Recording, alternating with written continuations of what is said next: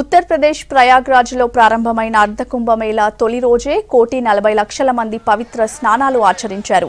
కుంభమేళా ప్రాంగణమంతా శివనామ స్మరణతో మార్మోగింది. తొలి రోజు ఉదయాన్నే 13 అఖాడాలు రాజయోగ స్నానాన్ని ఆచరించారు.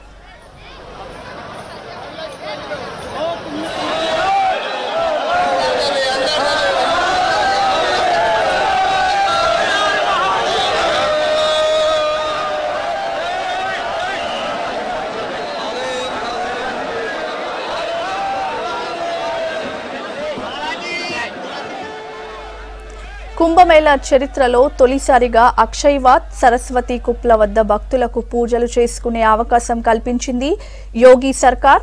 గంగా, యమున, సరస్వతి నదులు కలిసే పవిత్ర త్రివేణి సంగమంలో స్నానమాచరించేందుకు 6 రోజులను పవిత్రంగా భావిస్తారు భక్తులు.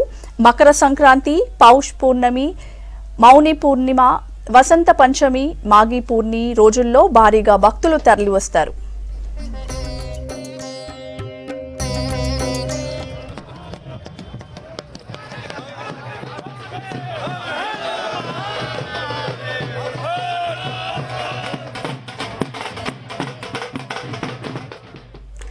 అటు ప్రతిష్టాత్మకంగా నిర్వహిస్తున్న ఈ ఉత్సవాలకు ఉత్తరప్రదేశ్ సర్కార్ కట్టుదిట్టమైన భద్రతా ఏర్పాట్లు చేసింది.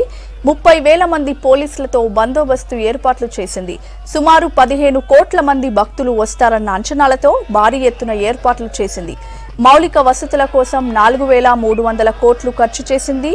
అర్ధ కుంభమేళా ఉత్సవాలు మార్చి 4వ తేదీ వరకు కొనసాగనున్నాయి.